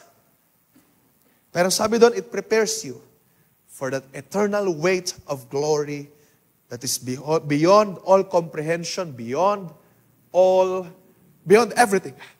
Yung kaluwalhatian na nag-aantay para sa iyo ay higit sa lahat ng anumang mga sukat. Okay? And that is why si Pablo sabi niya, we do not give up. We do not lose heart. Hindi kami susuko. For we look at the things that are not seen. For the things that are seen, sabi doon sa last verse 18, for the things that are seen are temporary. But the things that are not seen, they are eternal. Okay? Sabi niya, he goes on by saying, medyo binibilis ako na lang. He goes on by saying, for we do not walk by sight. Chapter 5, we walk by faith. Kung mga bagay na ito sa lupa, may kita natin, totoo, marami tayong kahinaan, marami tayong mga weaknesses. At nakaka-discourage mong patuloy. Kapag mahina ka, nakaka-discourage mong patuloy, di ba? Parang ayoko na magpatuloy, Kuya Tim, kasi mahina ako, nalalamig ako, etc. Marami tayong pwedeng i-reason why we should stop serving God. Pero, let us apply, yung nakita natin dito, yung motto ni Pablo, na kahit na siya ay mahina, though our inner man is wasted, sabi niya doon, we do not lose heart. Dahil ang mga kaluwalhatian na nag-aantay ay hindi may kukumpara sa mga paghihirap ngayon. At sabi niya, we walk by faith, not by sight. We walk by faith. Lumalakad kami sa pananampalataya. Even if our tents were destroyed, sa chapter 5, hinighlight niya doon, oo, sige, sabihin na natin ganito, wala akong permanenteng tahanan. But even if my tents are destroyed, both physical and yung mismong katawan, if they are destroyed, it's all right. Sabi ni Pablo, we look at the things, we look at the house na ginawa ng Diyos doon sa langit. Okay? So yun yung motto ni Pablo. Na kahit na late din siya, okay lang. Okay lang sa kanya na sabihin na mahina siya, weak siya. Totoo naman. Pero ang pinamamapuri niya ay yung mga bagay na nag-aantay up ahead. Mahina siya ngayon, weak siya ngayon, may matiisin siya ngayon, pero it's all right. Those things that lie ahead ay hindi may kukumpara sa kanyang mapagtitiis. At sabi doon, kung meron man siyang weaknesses, it's all right. Dahil upang hindi ma-highlight yung aking kalakasan, but to highlight God's strength.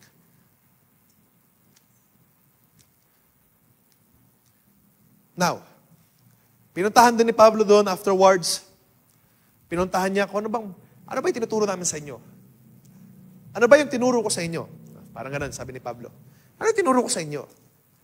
Bakit ganito ang ating mga buhay? Bakit kayo nagtuturo or nagsasabi na mas pipiliin natin yung mas magaling, mas matalino, mas malakas, mas magaling magsalita, mas eloquent mangusap? Bakit ganyan? Bakit ganyan tayo? Kung tingnan natin yung buhay ni Kristo Jesus, si Kristo Jesus mismo ay maraming mga suffering. Diba? Si Jesus Christ ay maraming mga paghihirap. Si Jesus na may-ari ng lahat, siya na mayaman, siya na hari, siya na lahat ay sa Kanya. Pero ang ginawa niya, inari niya na siya ay maralita, siya ay dukha. Siya ay nagpakababa, siya ay nagpakahirap para iligtas tayo. Di ba yan yung ebanghelyo? Di ba yan yung gospel natin paniniwalaan? Na si Jesus Christ siyang hari, o ang ating Panginoong, ang ating Diyos siyang hari, bumaba para tayo ligtas. At nagtiis. So ang point ni Pablo, bakit niya sinasabi na, ba't nakakahiya yung aking pagtitiis? Si Jesus nga nagtiis eh. Bakit kinakahiya ninyo na ako ay palibot-libot? Si Jesus nga, ganun din eh. Sabi niya sa Bible, ang anak ng tao ay walang masandalan ng kanyang ulo sa pagtulog. So, itong mga tao, si Pablo kina-question ng mga tao ito, bakit nyo kinakahiya na ako ay naghihirap? Nagtitiis.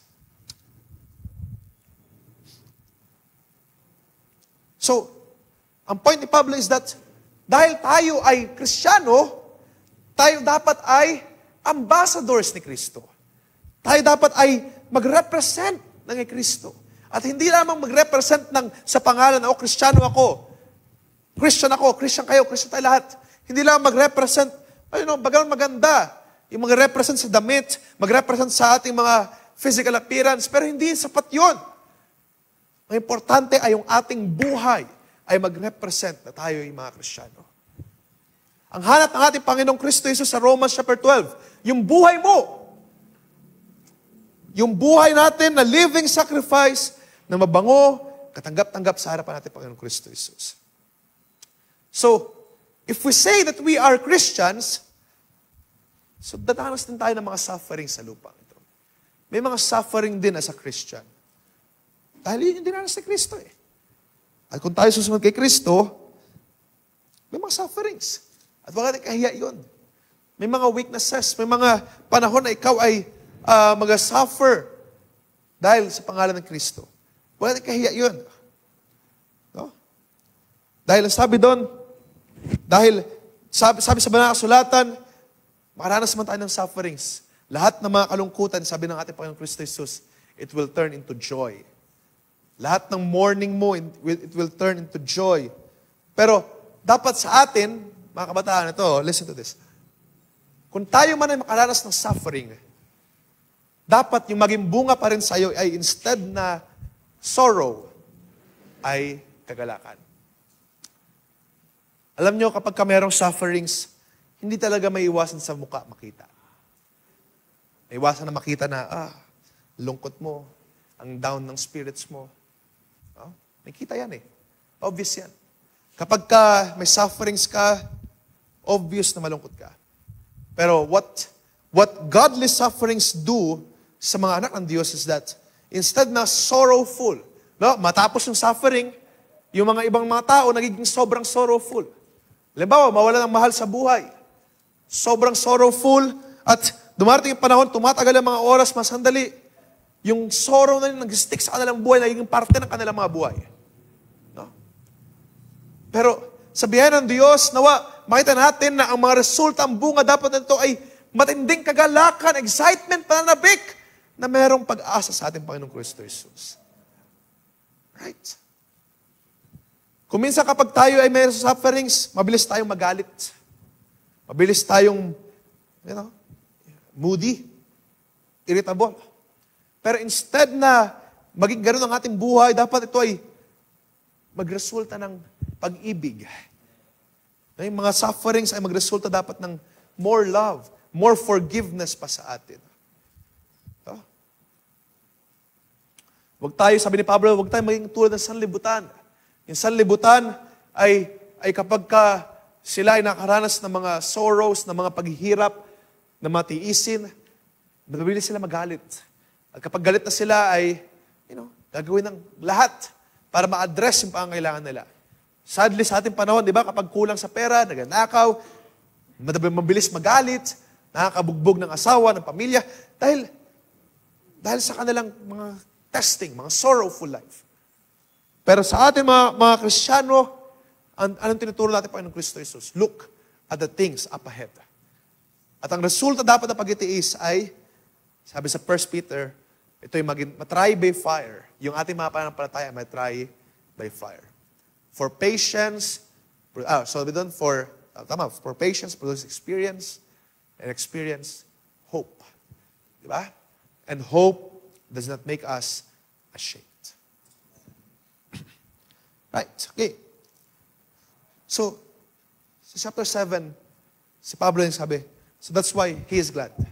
Kahit na nagdudusa siya, kahit na nagdudusa kayo. Sabi na sa chapter 7, alam ko na nasaktan ko kayo at in some way, nagsisisi siya, pero sabi niya doon, I am glad na yung pagkalungkot ninyo, yung hurt ninyo sa aking mga nasabi ay nag-lead sa inyo sa repentance. He is glad. No? Na nag-lead ang kanyang painful visit and nag-lead to godly repentance. Sabi ng chapter 7, verse 8, verse 9, verse 10. Sabi doon sa verse 10, gusto mo sa verse 10. For godly grief produces a repentance that leads to salvation and brings no regret. But worldly grief produces death. Mga kalungkutan sa mundong ito ay nag-produce ng kamatayan. Diba? Maraming mga hindi kayang i-take yung matinding kalungkutan. But, as for you, kung may makaranas tayo ng grief, it produces repentance. Pagpananumbalik sa ating Panginoong Kristo, Jesus. Now, actually, I will cut this short dahil kukulangan tayo ng oras. Pero, siguro mapuntahan natin sa next week dahil kakapos na tayo eh. Sa chapter 7 pa lang tayo, hanggang 13 chapters ito. Pero gusto ko ipakita sa inyo, mga kabataan, itong mga bagay na ito before we close. Alam nyo, nung dinedepensa ni Pablo ang kanyang ministry, sinasabi kasi ng mga tao ay hindi siya fit, no, hindi siya equipped para maging leader, para maging apostle. Sabihin ng mga super apostles na ito, mas fit kami, mas maayos kami, mas best kami. Sabihin ng mga tao na mas sila, mas ganito, mas ganyan. At sometimes sa mundong ito, mga kabataan, tayo rin ay makaranas ng samot-saring mga sufferings. Just like Paul. Yung mga tao nagmamalaki dahil sinasabi nila si Pablo, parang sobrang hirap na hirap sa buhay. Dapat ba natin siya sundin? Kayo rin ay makakaranas ng ganun. Maraming mga sufferings. Sometimes failures. Makaranas tayo ng failures. Makaranas tayo na manghina. Diba? Makaranas tayo na madapa, matisod. Pero you know what, mga kabataan? Sabi ni Pablo din, yung mga pagtitiis na yan, yung mga sufferings, kinakailangan tiisin. Sapagkat, sabi doon, yung mga momentary yung mga light affliction, na saglit lang, it's not worthy to be compared sa eternal weight of glory that lies ahead. Ang kaluwalhatian nag-aantay sa kanilang mga magtitiis, mga kabataan. Makakaranas man kayo ng afflictions, makakaranas man kayo ng mga pagtitiis ngayon, tiis lang. Bilang mga Kristiyano, maraming mga tiisin. Mga kinakailangang sacrifice, bitawan. May mga kinakailangang iwan. Tiis lang. Dahil yung mga pagtitiis na yan ay hindi may kumpara sa kaluwalhatian ng Diyos na nag-aantay sa inyo. At kung makaranas tayong panghihina, kahinaan. Mga kabataan, huwag kayong lumayo kay Kristo. Lumapit tayo ng higit kay Kristo. Para mangyari yung sinabi ni Pablo sa chapter 4, for we have treasures in these jars of clay. Para sa ating mga kahinaan, ang na-highlight ay hindi tayo. Kundi ang na-highlight ay yung napakalakas na kapangyarihan ng Diyos na siya nanahan sa ating mga buhay. Okay? So sa ating mga kahinaan, hindi sagot yung pag-upo sa likod, yung pagiging malamig. Sa ating kahinaan, hindi sagot yung hindi pag-attend ng gawain. No? Or in modern cases, yung pag-upo na lang muna sa taas dahil nanghihina, nalalamig. That is not the answer. But the answer is this, draw near to God, and He will draw near to you. Ang sagot ay ito sa Banal na Sulatan, na sa panahon ikay nanghihina, lumapit kay Kristo upang ma-highlight, hindi ikaw. Aamin yung mahina ka. Yes, Lord, mahina ako. Tulungan mo ako. At sa panahon na ikaw ay lumapit sa ating Panginoon Kristo Jesus, sabi doon, ang na-highlight ay ang kalakasan ng Diyos sa ating mga buhay. Maupuntahan pa lang natin, pero yung sabi doon sa 2 Corinthians chapter 12, maupuntahan pa lang natin sa susunod na pagkakataon. Sabi doon, diba? My grace is sufficient for you. For my strength is made perfect in your weakness. Kaya sabi ni Pablo, so I will rather glory in my infirmities, in my weaknesses, so that the power of Christ may rest upon me. Pupuntahan pa lang natin, pero ito yung thoughts sa mga susunod na chapters. At unting teaser, spoiler. Sabi ni Pablo doon, hayaan nyo sila magmalaki sa kanilang mga achievements. Hayaan nyo sila magmalaki. At ikaw, kung maliitin ka, it's all right. Hayaan nyo sila magmalaki sa mga bagay na kanilang na-achieve sa mundong ito. Pero as for Paul, sabi niya, I will not glory in my achievements, in my accomplishments. I will glory in my weaknesses. Totoo, Lord, mahina ako. Totoo, Lord, marami akong pagkakamali, pagkukulang pa. Tulungan mo ako. At sa panahon na yan, na ikaw ay lumapit sa Diyos at sabihin mo, ikay mahina, ang kalakasan, ang kapangyarihan ni Kristo ay siyang papasayo. Huwag tayo mahiyang umamin na tayo mahina. Nagkakamali. No? Madalas natin i-keep na kailangan malakas ako. Kailangan hindi ako mukhang mahina, malamig. At the other way around, kapag nalalamig talaga, nangihina, obvious naman sobra. Nasa likod, nasa taas, hindi ahatin. Diba? Nakikita niyo yung irony? Pero, mga kabataan, ito ang gusto kong makita natin.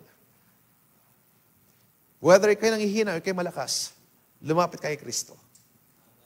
Upang ang kapangyarihan ay hindi, upang kapangyarihan ni Kristo ay ang siyang manahan sa iyo, lalo na sa panahon na ikay nanghihina.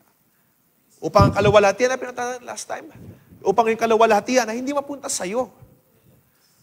Kasi kapag ikaw ay inaalagaan mo yung kahinaan mo, yung weaknesses mo, no? Tinatansya mo yung sarili mo, nalalamig ako, hindi mo na ako attend. Yung kaluwalhatian na pupunta sa iyo eh. Napipigilan yung kaluwalhatian mapunta sa Diyos. Dahil pinipigilan mo ang sarili mong ibigay sa Diyos. So now is the time to give glory to God.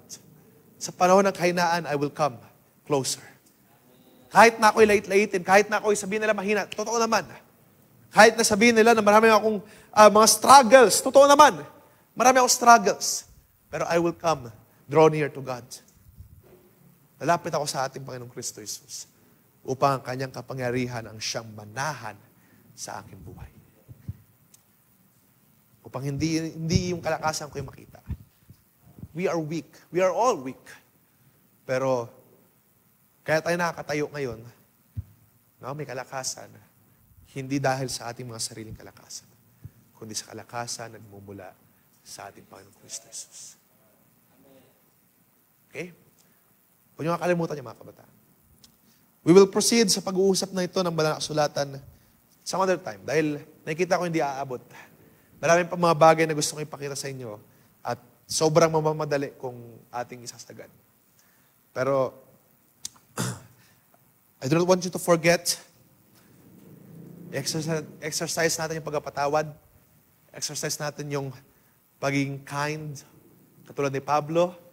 Kung meron nakagawa sa inyong mga mali, instead na mag-antay ka na mag-sorry siya sa'yo, bago ka magpatawad, patawarin mo na. I-let loose mo na yung bola, yung nagkapahirap sa'yo. Kung may nakagawa ng mali sa'yo, sino man, alisin mo na yung bigat sa'yo. Magpatawad ka na. At ikaw ay makakalaya. Dahil sabi sa mga kasulatan, if you are in Christ, there is freedom. Okay? Magpatawad at the same time, mag-comfort. Hindi tayong cause ng division. Hindi tayong cause ng paghihiwalay. Hindi tayo magiging cause na magugrupo-grupo tayo para magalit kami or magalit tayo sa isang tao or magagalit tayo sa isang brother or sa isang sister. We do not want that. Ang nais natin, kung may nakagawa ng mali sa'yo, forgive. At be kind. Maging kind tayo sa lahat. And then at the same time, yung ikalawang bagay na gusto kong huwag niyong kalimutan. Sa panahon na tayo nangihina, ang kalakasan ni Kristo ay higit sa ating mga pangailangan. Kaya tayong tulungan nito. Hindi tayo pabayaan ng ating Panginoong Kristo Jesus. So kaya, mga kabataan, sa pagkatapos, Ang hindi pa natin natapos fully yung 2 Corinthians, bagaman actually, maikli lang itong chapter na ito. Pero maraming mga bagay pa na gusto kong ipakita sa inyo na ayaw ko malagpasan natin. Kaya for now, paputulin ko muna. At sa gabing ito, I hope and I pray na marami tayong nakita sa salita ng Diyos sa mga sulat ni Pablo. Purihin ang ating Panginoon. Tayo muko at manalangin. Dakila namin Diyos, nagpasalamat kami sa iyong kagandahang loob sa aming mga buhay. Salamat kami, O Diyos, na Ikaw ang siyang kasama namin throughout the reading of the book. Ikaw, O Diyos, nag-guide, nag-lead sa amin sa iyong mga salita. I pray, Lord, na mga salitang ito ay magtumimo sa mga puso at nagbigay ng pagtuturo, inspirasyon, ng encouragement sa bawat isa. Bayan, O Diyos, na magamit ang mga bagay na ito para kami lumago, tumibay pa sa panampalataya. At Ikaw, O Diyos, ang siya mapurihan sa lahat ng mga bagay na ito. You deserve all the glory and honor and praises. In the precious name of our Lord Jesus Christ, we pray. Amen and amen. Purihin natin, Panginoon, natin, palakpakan natin, Panginoon. Tayo magsitayo.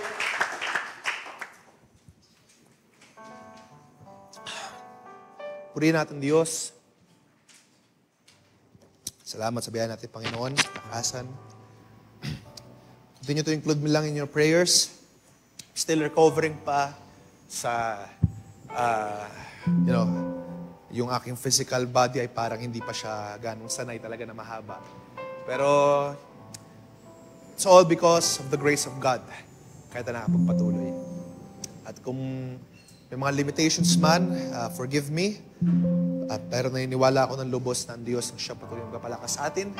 Magbibigyan ng encouragement. Sama niyo lang ako sa dalangin, mga kapatid, na fully, totally, ang healing na ipagkaloob ng Diyos ay totally maalis yung mga masamang elemento sa aking katawan. At kung namang mga bagay na nagpipigil, mahadlang. Alam nyo, kanina bago tayo simula, so medyo nararamdaman ko na naman yung sinus na babara sa aking paghinga. I prayed to God na, Lord, kung gagamitin mo ako sa iyong ministry, alisin mo yung mga bagay na hahadlang.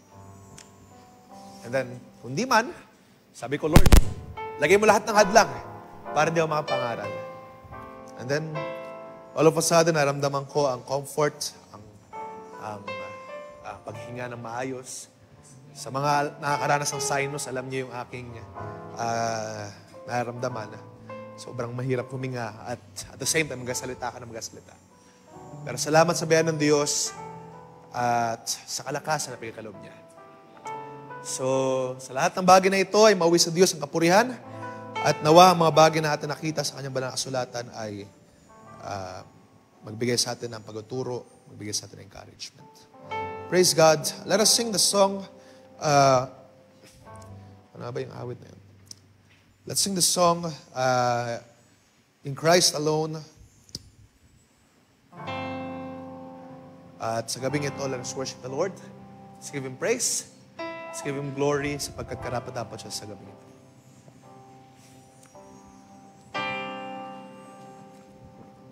Christ alone will I glory. Though I could pride myself In that for I've been blessed beyond measure, And by His strength alone I overcome. Yes.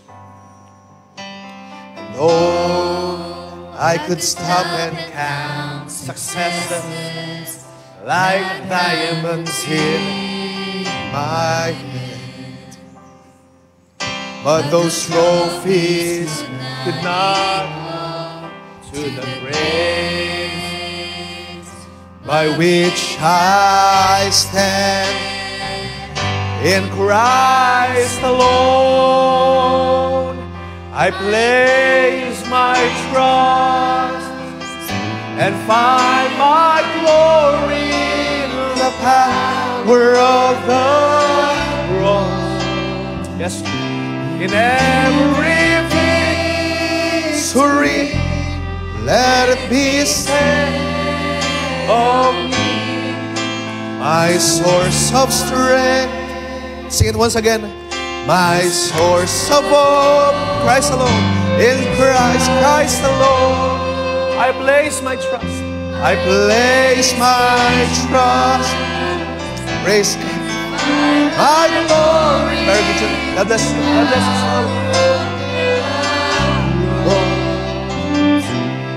Every victory, let it be said of me. Praise God.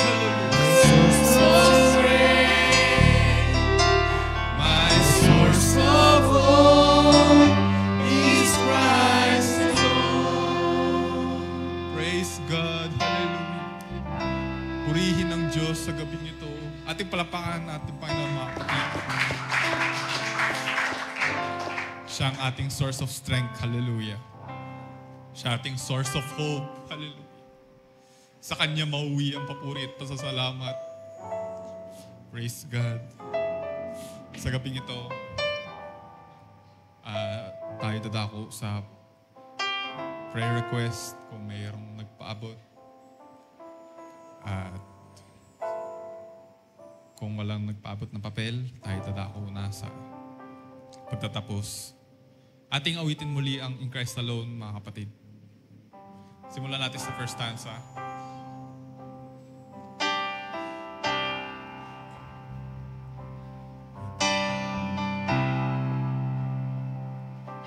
In Christ alone will I glory, Though I could pride myself in battles won, for I've been blessed beyond measure yes, Lord. by His strength alone. I overcome. Oh, I could stop and count successes like I would sing my hands, but those trophies could not equal to the grace by which Christ In paid. Christ alone, in Christ alone, we place our trust, hallelujah, and find my glory in the power of the cross. In every victory, let it be said of me, my source of strength, hallelujah, my source of hope is Christ alone. At ulitin ang circumstance, mga kapatid. Praise God.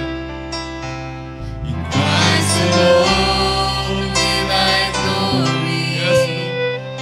only by His grace I am redeemed. Yes, hallelujah.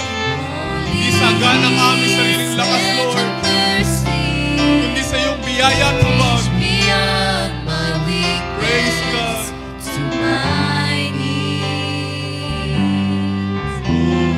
Now I seek no greater honor than just to know Him more, Yes, hallelujah. and to count my gains but losses to the glory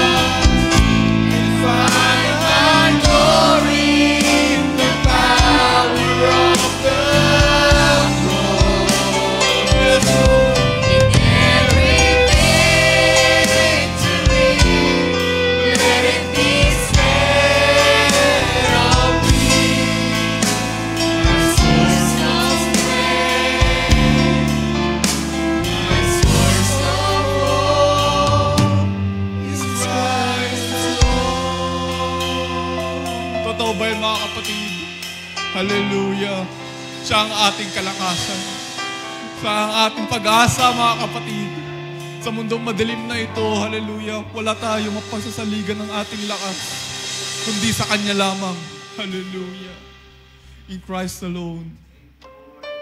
Sa Kanya ang lahat ng kaluwalhatian. Lahat ng papuri. Hallelujah. Purihin ka, O Diyos, sa gabing ito. Oh, hallelujah. Karapat dapat ka sa papuri at pasasalamat. Hallelujah.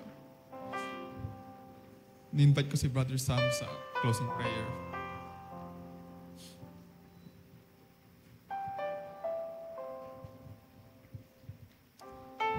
Praise God. Tayo manalangin. Hallelujah. Isang pa, Diyos naming dakila, Diyos naming makapangyarihan sa lahat. Diyos naming higit o Lord, sa Diyos naming mabiyaya at mahabagin. O Diyos, kami nagpupuri, kami nagpapasalamat, hallelujah, sapagkat tunay, kung hindi ka mabuti, kung hindi ka mabiyayang Diyos sa amin, hallelujah, walang tatagal sa amin, O Diyos, hallelujah, na makakatayo, O Diyos, na isa sa amin, O Lord, hallelujah, ay hindi makakatayo, O Diyos, sa iyong harapan. Ngunit salamat sapagkat Ikaw ay Diyos na mabiyaya. Ikaw ay Diyos na mahabagin. Ikaw ay Diyos, hallelujah, na puno ng pag-ibig, O Diyos, sa amin, Panginoon. Hallelujah. At salamat, hallelujah, sapagkat itong pag-ibig mo rin, O Diyos, ang siyang nagbabangon sa amin sa bawat umaga. Ito, Lord, ang reason, O Diyos, kung bakit kami patuloy na nakakabangon, kung bakit patuloy kami may kalakasan, kung bakit patuloy kami, hallelujah, may pag-asa sa aming mga puso. Gaano man, hallelujah, mang down, hallelujah, ang kaaway, gaano man manlupig, O Diyos, ang mga spirito sa kahanginan para kami gibain, para kami sirain, O Diyos, at patuloy na ilayo sa iyo, O Diyos. Salamat sapagkat mayroon kaming Diyos na mahabagin. May Diyos, hallelujah, na mahaba ang kamay para sa amin, hallelujah, at kamay na hindi nagbabago kailanpaman. Salamat, O Diyos, sapagkat tunay, ito'y pag-ibig mo na gumagawa sa amin, hallelujah. At sa pangungusap mo sa gabing to, Lord, kami nagpupuri. Kami nagpapasalamat sa iyo, O Diyos, dahil minsan pa'y pinatunayan mo muli, hallelujah, na ikaw ang Diyos na gumagawa sa iglesia. Ikaw ang Diyos na nagbangon kay Apostol Pablo, O God. At kung paano, O Lord, ipinamalas niya ang pag-extend ng grace, hallelujah, sa iyong iglesia. O Lord, salamat. Dahil ito rin, O God, ang aming naranasan sa iyo sa bawat araw. Ito, O Diyos, ang aming patuloy na naranasan sa aming mga buhay. Na ang iyong biyaya ay lagi nag-extend, hallelujah, sa aming mga buhay. Patuloy na umaabot, patuloy na kumakatagpo, O Diyos, sa aming mga nangihinang, mga kaluluwa, mga nangihinang, mga damdamin. Hallelujah, mga nangihina sa mga sarit-saring pagsubok, O Diyos, na tila kung minsan ay nahihirapan ng tumayo, O Diyos. Pero Lord, salamat. Because your grace, hallelujah, ay laging nag-extend sa aming mga buhay. Laging nagbabangon. Laging nagtatayo sa amin, O Diyos. At Lord, kung paano ipinamalas mo to sa buhay ng Apostol Pablo, O God, tulungan mo kami, hallelujah, na amin rin namang ipamalas to sa iba, O God. Patuloy, Lord, na aming ipamalas din to, Diyos, sa aming mga mahal na kapatid. Sa bawat isa na nangangailangan ng iyong biyaya, O God. Tulungan mo kami, O Diyos, na kung paano naranasan namin ang iyong biyaya sa aming mga buhay, ay aming ipamalas din to, Diyos. Ibahagi din naman sa aming mga mahal na kapatid na nangangailangan ng kalakasan, ng encouragement. At kung may mga pagtutuwid, Lord, tulungan mo kami, O Lord, to speak, hallelujah, the truth, your truth, O Lord, with love, O God, upang patuloy, Lord, na sumagana ang pag-ibig, ang biyaya, ang pagkakaisa sa iglesia, O Diyos. Lord, ito ang aming dalangin. Patuloy kang sumaamin, patuloy mong iparanas sa amin, hallelujah, ang iyong mga salita na napakainam sa gabing ito, God. Bless mo aming mahal na pastor, aming mahal na youth leader, hallelujah. Brother Timo, Diyos. Salamat sa kanyang buhay na patuloy mong pinapalakas, pinagpapala, O God, at pinagkakalaban ng mga makalangit na pagpapala, ng karunungan, hallelujah, na nagmumula sa iyo, Diyos. Ng pag-ibig, hallelujah, na umaabot sa bawat isa, O Diyos.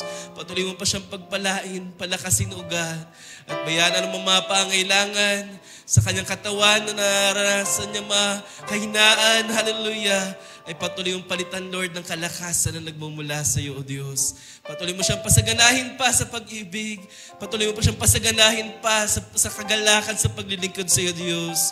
Upang kanyang buhay ay may paglingkod pa sa iyo sa punang kanyang sambahayan, O God, ay huwag mong kalimutan. At Lord, patuloy mo pa siyang gamitin sa amin, O God, sa iyong ministry sa kabataan hanggang sa buong iglesia mo, Diyos. May life, O Lord, ay patuloy mong, hallelujah, gamitin sa iyong kapurihan, O God. At Lord, hallelujah, wala mang mga naipaabot ng mga panalangin. Pero Lord, Ikaw nakakaalam ng aming mga puso. Ikaw nakakaalam ng bawat pangailangan ng bawat isa. Mula sa mga batang narito hanggang sa pinakamatanda, hallelujah. O Diyos, nalaman mo ang aming mga desires. Nalaman mo ang aming mga panalangin sa aming mga puso. Sa anumang mga bagay ito, sa anumang mga layunin. O Lord, Ikaw ang nakakaalam. That's why, Lord, hallelujah, patuloy naming dalangin. Ikaw ang Diyos na kumatagpo. Ikaw ang Diyos, hallelujah, na mag-build, magpangyari ang mga panalangin ito, Lord. Lalo't kung ayon ito sa iyong kalooban, sa iyong kapurihan, Lord, hallelujah, establish mo ang bagay na ito, Diyos. At patuloy kang mapanggilala sa aming mga buhay na Ikaw pa rin ang Diyos ng Jeremiah 33:3 na sumasagot sa aming mga dalangin. Nagpapakita ng mga dakilang bagay, hallelujah, sa aming mga pagtawag sa iyo, Diyos. O Lord, salamat sa gabing ito.